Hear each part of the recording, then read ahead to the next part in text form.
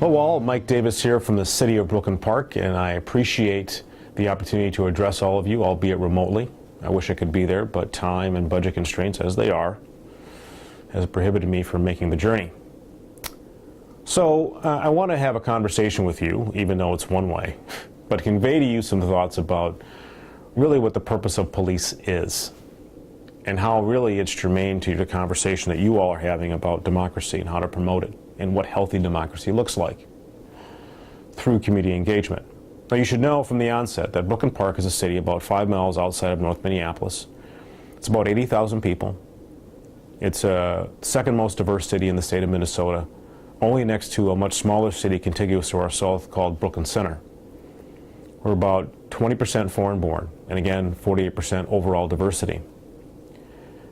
And we're really, I think, a leader in the Midwest in terms of how we approach, administering city services and delivering police services.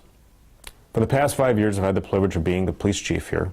And we've done some great things. For the past 21 years, I've been serving as a police officer in the state of Minnesota, starting out in Minneapolis. So this role at this time, over the past several years, has caused me to be reflective and introspective about why I do this job.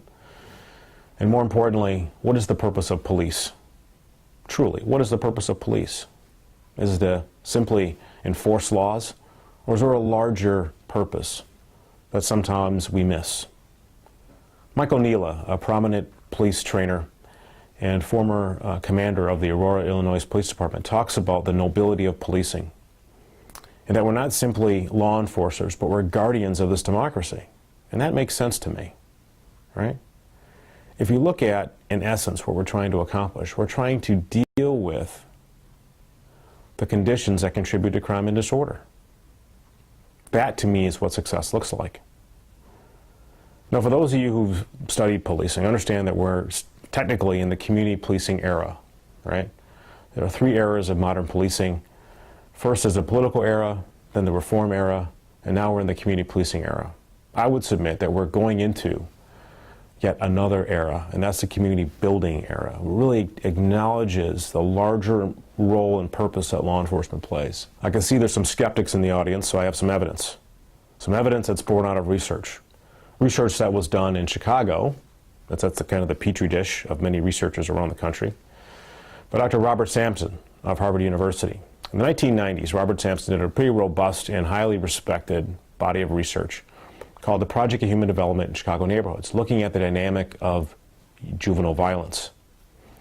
What he found is that not only was he able to identify patterns of behavior that led to violence on behalf of the juveniles, on the part of juveniles that lived in Chicago in certain neighborhoods, he also identified some community characteristics. In some cases, some community characteristics that of themselves reduce the likelihood of violence in many areas by a significant percentage. That caught my interest. What are these dynamics? What are these things that community members are doing on their own that's leading to a reduced level of violence? What he found in these neighborhoods, everything else being equal, same socioeconomic status, same demographic makeup, what he found is that there are 2 primary factors, 2 behaviors that existed. First, people had a benevolent sense of the whole, right? People knew, trusted, and would do for one another. And second, a very actionable thing and easily understood, is that individuals, adults, were willing to intervene when they observed children misbehaving. A key component, right, to a thriving community, especially keeping order amongst our youth and putting them on a path of success, or at least away from the path of violence. So, there's evidence that supports this notion that our work is to build what Robert Putnam calls in his book Bowling Alone, social fabric, right? The underpinnings of any successful community is those relationships that exist in a very actionable way. Robert Sampson coined the phrase collective efficacy, which really has 3 parts to it. First is this notion of proximal relationships. All right, so I know you in my community. I know you as a member of my community, as a neighbor. The second is working trust. I know you and I trust you. Not with my bank records or bank account, but I trust you as a neighbor, right?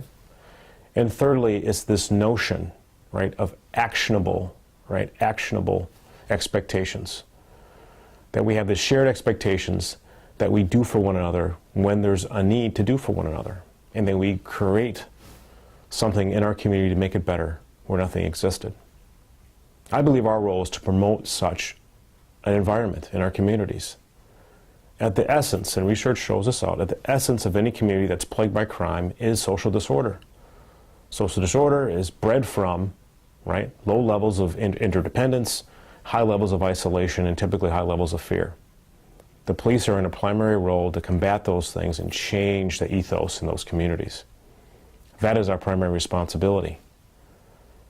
How this intersects with democracy is simple. What we know is that communities that have low levels of collective efficacy, are isolated and fearful, also have low levels of involvement in the democratic processes, the underpinnings of what it means, right, to be a responsible citizen in this community, in this country, is to be involved in these processes, and these folks aren't.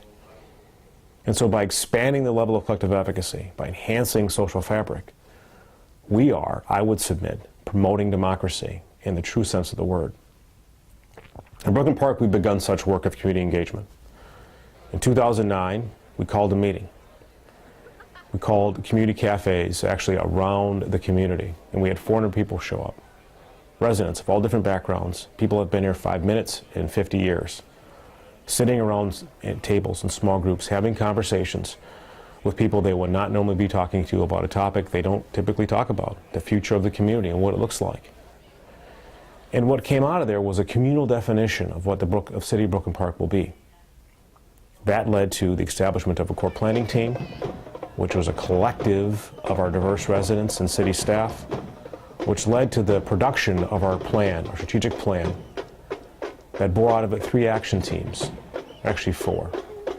Resources, which believes fundamentally that we have a community of abundance, and that the coalescing and activating of those community members really creates a future that we all want. Second, a youth team that's dedicated to ensuring the success of all of our youth. And thirdly, a team that's dedicated to enhancing the understanding and acceptance and valuing of our diverse residents. And the 4th team is a measurement team, that we're measuring our progress along the way. This has led to an activation of resources in our community. This has led to a higher sense of livability, higher sense of cohesion, and a higher sense of belonging in our community. It is a perpetual process. You don't wave the flag of victory all the time, right? You count the small successes, which segues into larger ones. But our role as a police department is to promote such. We have changed our business practices wholesale.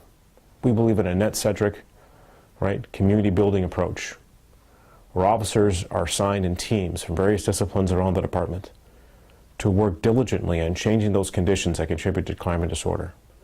That's our focus. Law enforcement is a tool, not the tool or not the end game, but a tool to achieving our results that we're all looking for. So this is more sophisticated than community policing, which is defined merely as working with the community, right, to achieve X results. This is activating and working alongside and promoting, in some case prodding the community to come together, to have a higher level of interdependence and really work together in a way that they haven't thought of before. Our role is to reduce the dependency on law enforcement, increase the interdependency on one another, and promote this thing we call a democracy. That's the work of the Brooklyn Park Police Department, and I believe that is the future of policing in the United States. Thank you. I appreciate your time, and have a great rest of the conference.